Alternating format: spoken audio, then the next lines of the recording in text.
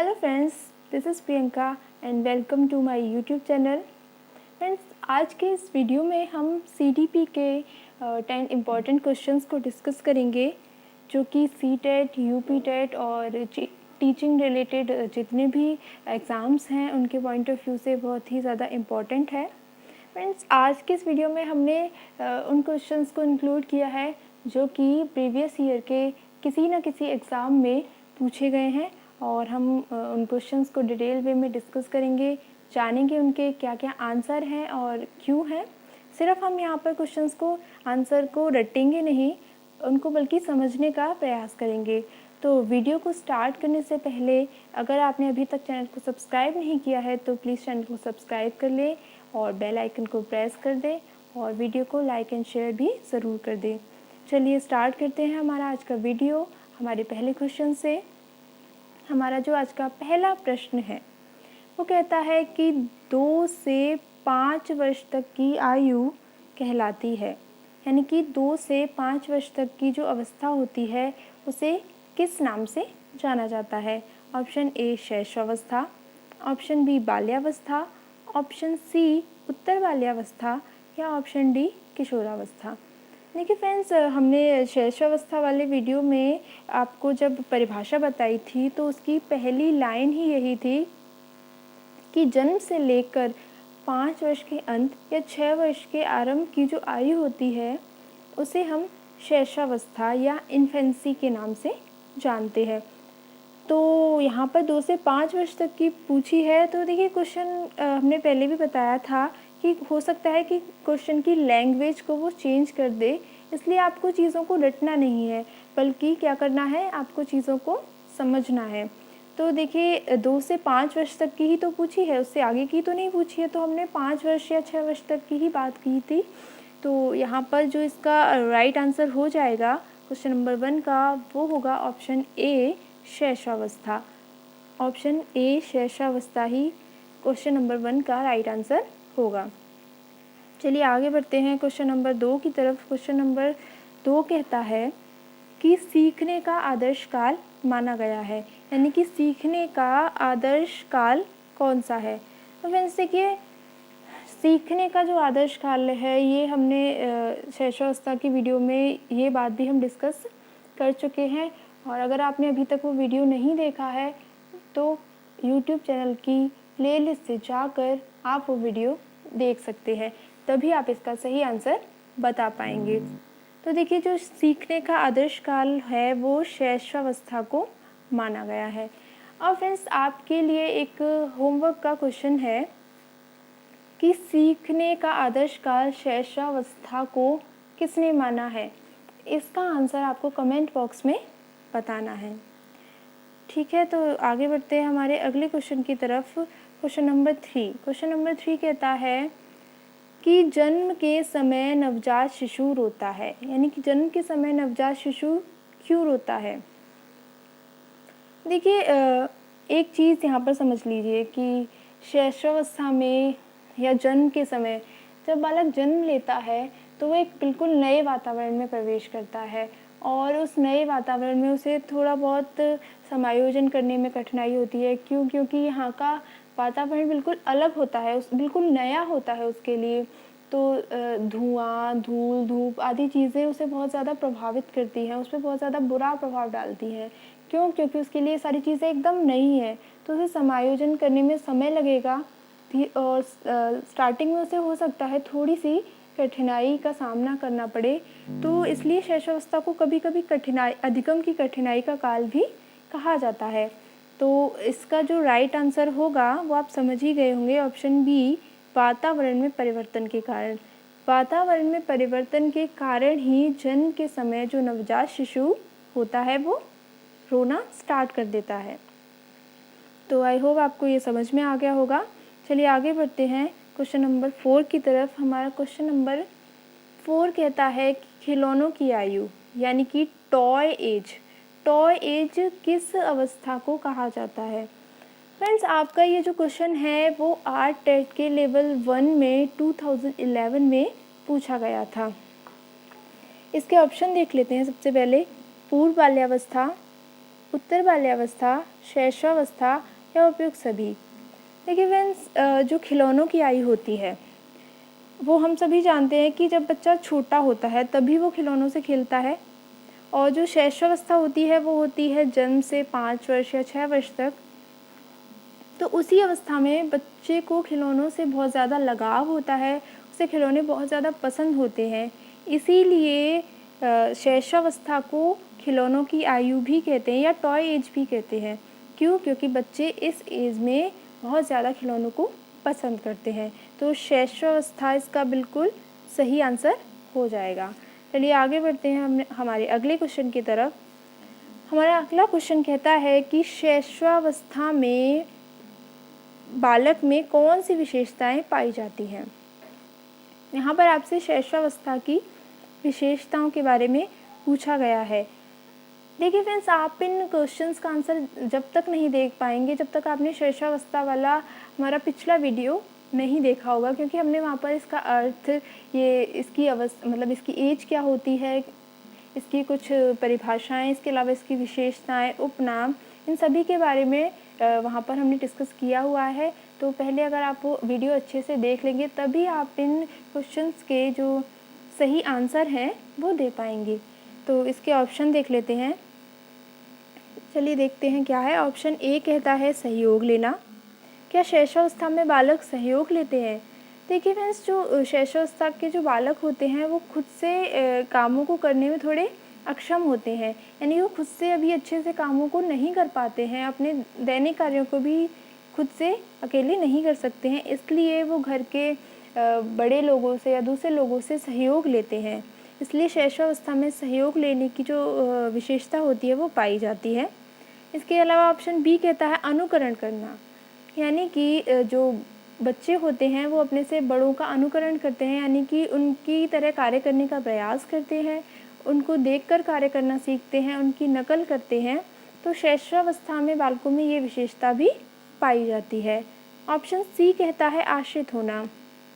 देखिए, जब बच्चा छोटा है तो खुद से काम नहीं कर सकता, तो सीधी सी बात है कि वो दूसरों पर आश्रित तो होगा ही।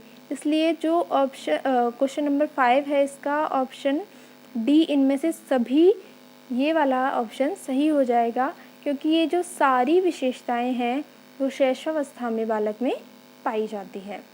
चलिए आगे बढ़ते हैं। इसी के साथ हमारा क्वेश्चन अगला है वृद्धि एवं विकास से संबंधित। इसमें कहा गया है कि वृद्धि एवं विकास में क्या संबंध है, यानी कि वृद्धि और विकास दोनों में आपस में क्या संबंध पाया जाता है। ऑप्शन ए, क्या ये एक दूसरे के विरोधी हैं? ऑप्शन बी, क्या ये एक दूसरे के समान है? या ऑप्शन सी, ये एक दूसरे के पूरक है? या ऑप्शन डी, उपयुक्त सभी। तो देखिए, जो वृद्धि और विकास होते हैं ये एक दूसरे के समान तो हो नहीं सकते, क्योंकि जो वृद्धि होती है वो एक निश्चित समय तक चलती है, और जो विकास होता है वो जीवन पर्यंत चलता रहता है। इसलिए इसका जो सही आंसर होगा वो होगा ऑप्शन सी, ये एक दूसरे के पूरक होते हैं। वृद्धि और विकास एक दूसरे के पूरक होते हैं। अब आगे बढ़ते हैं अगले क्वेश्चन की तरफ। हमारा अगला क्वेश्चन है क्वेश्चन नंबर 7 कि मानव विकास को क्षेत्रों में विभाजित किया जाता है। फ्रेंड्स, ये क्वेश्चन आपका सीटेट लेवल 1 में पूछा जा चुका है कि मानव विकास के कितने क्षेत्र होते हैं। देखिए, option A, B, C, D, इनमें से कौन सा सही आंसर होगा ये आपको बताना है। तो फ्रेंड्स देखिए, मानव विकास के जो क्षेत्र होते हैं वो शारीरिक क्षेत्र होता है एक, दूसरा संज्ञानात्मक, तीसरा संवेगात्मक और चौथा सामाजिक। इसलिए ऑप्शन ए बिल्कुल राइट आंसर हो जाएगा क्वेश्चन नंबर 7 का। शारीरिक, संज्ञानात्मक, संवेगात्मक और सामाजिक, ये विकास के कुछ क्षेत्र होते हैं। आगे बढ़ते हैं हमारे अगले क्वेश्चन की तरफ। क्वेश्चन नंबर 8 कि निम्न में से शैशवावस्था की विशेषता नहीं है। बस एक चीज़ बहुत ही ध्यान से देख लीजिए कि यहाँ पर नहीं पूछा गया है कि शैशवावस्था की कौन सी विशेषता नहीं है। जब हम एग्ज़ाम दे रहे होते हैं, जब हम एग्ज़ाम देने जाते हैं तो वहाँ पर क्या होता है, नर्वसनेस की वजह से हम इस नहीं को देखना भूल जाते हैं और गलत आंसर को टिक करके आ जाते हैं। इसलिए जब भी आप क्वेश्चन पढ़े तो बहुत ही ध्यान से पढ़े और नहीं या गलत ऐसा कोई भी वर्ड दिखे तो उसे आप सबसे पहले अंडरलाइन कर ले, जिससे कि आप उस क्वेश्चन का सही आंसर बता पाएँ। अब देखिए इसके ऑप्शन देखते हैं। शारीरिक विकास में तीव्रता, मानसिक क्रियाओं की तीव्रता, दूसरों पर निर्भरता या नैतिकता का होना। तो देखिए शैशवावस्था में शारीरिक विकास में तीव्रता होती है, ये हम पढ़ ही चुके हैं कि शैशवावस्था में बालक का जो शारीरिक विकास होता है वो बहुत ही तीव्र गति से होता है। ऑप्शन बी मानसिक क्रियाओं में तीव्रता, ये भी हमने पढ़ा था कि जो बालक के मस्तिष्क का विकास है वो 3 वर्ष तक जितना होना होता है उसका आधा 3 वर्षों में हो जाता है। इसके अलावा 5 या 6 वर्ष तक 90% तक हो जाता है। तो मानसिक विकास भी बहुत ही तीव्र गति से होता है, तो ये विशेषता भी हो जाएगी। इसके बाद सी है दूसरों पर निर्भरता, ये भी अभी हमने डिस्कस किया था कि शैशवावस्था में बालक दूसरों पर निर्भर रहता है, दूसरों पर आश्रित होता है अपने दैनिक जीवन के कार्यों के लिए। अब जो ऑप्शन डी बचा नैतिकता का होना, तो यही इस क्वेश्चन का राइट आंसर हो जाएगा, नैतिकता का होना, क्योंकि शैशवावस्था का बालक अभी इतना छोटा होता है, उसमें इतनी समझ नहीं होती कि वो नैतिक और अनैतिक चीज़ों के बीच में अंतर कर पाए। इसलिए शैशवावस्था में बालक में नैतिकता नहीं पाई जाती है, उसमें नैतिकता का अभाव होता है। आई होप आपको ये क्वेश्चन अच्छे से समझ में आ गया होगा। चलिए आगे बढ़ते हैं क्वेश्चन नंबर 9 की तरफ। फ्रेंड्स, इसके अलावा अगर आपको कुछ भी पूछना है, आपकी कोई भी क्वेरी है तो आप कमेंट सेक्शन में पूछ सकते हैं। अब है आपका क्वेश्चन नंबर 9 कि शरीर के शीर्ष भाग से प्रारंभ होकर नीचे की दिशा में होने वाली शारीरिक वृद्धि को जाना जाता है। फ्रेंड्स, ये क्वेश्चन भी आपका राजस्थान के 2nd ग्रेड में 2013 में पूछा जा चुका है।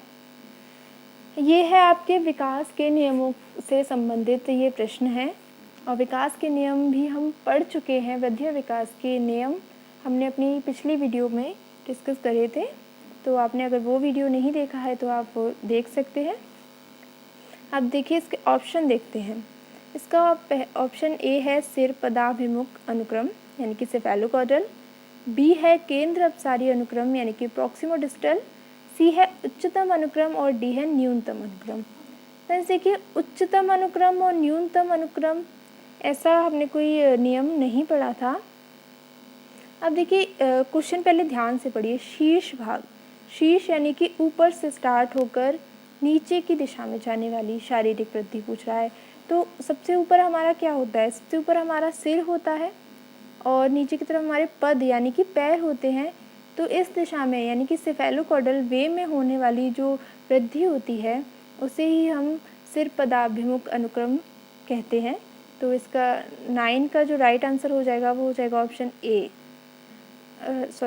9 का जो राइट आंसर होगा वो होगा ऑप्शन से ए, सेफेलोकॉर्डल या सिर पदाभिमुख अनुक्रम। चलिए आगे बढ़ते हैं क्वेश्चन नंबर 10 की तरफ, और आज का हमारा आखिरी क्वेश्चन भी है ये। क्वेश्चन नंबर 10 कहता है कि किंडरगार्टन, खेल और मॉन्टेसरी विधि ये किस अवस्था के लिए उत्तम शिक्षण विधियाँ हैं? मतलब किस अवस्था में इन विधियों से पढ़ाना उत्तम रहेगा। ये जो विधियाँ हैं फ्रेंड्स, किंडरगार्टन, खेल और मॉन्टेसरी, इनके बारे में हम डिस्कस किसी दिन अलग वीडियो से बनाकर अलग वीडियो में हम इसके बारे में डिस्कस करेंगे। अभी हम इसका यहाँ पर राइट आंसर देख लेते हैं कि क्या है। इसके ऑप्शन है ए बाल्यावस्था, बी शैशवावस्था, सी किशोरावस्था या डी उत्तर बाल्यावस्था। देखिए फ्रेंड्स, बच्चों को खेलना किस अवस्था में पसंद होता है? शैशवावस्था में। जब बालक छोटे होते हैं तो उन्हें खेल विधि से या किंडरगार्टन विधि से पढ़ाना अच्छा रहता है। क्यों? क्योंकि उस समय उनका जो सीखेंगे चीज़ें वो खेल खेल में सीखते हैं। इसलिए ये जो तीनों विधियाँ हैं ये खेल से ही रिलेटेड हैं। इसलिए क्वेश्चन नंबर 10 का जो ऑप्शन बी है वो राइट आंसर हो जाएगा, शैशवावस्था। तो फ्रेंड्स, ये था हमारा आज का वीडियो और ये थे हमारे कुछ इंपॉर्टेंट क्वेश्चन जो हमने आज के इस वीडियो में डिस्कस किए। आई होप आपको अच्छे से समझ में आए होंगे, और आपके आउट ऑफ 10 कितने क्वेश्चन सही हुए तो आप कमेंट करके बता सकते हैं। और आपकी और भी कोई क्वेरी है तो वो भी आप कमेंट सेक्शन में पूछ सकते हैं। और फ्रेंड्स, आज के लिए इतना ही। मिलेंगे एक नई वीडियो में एक नए टॉपिक के साथ। तब तक के लिए thank you so much and good bye.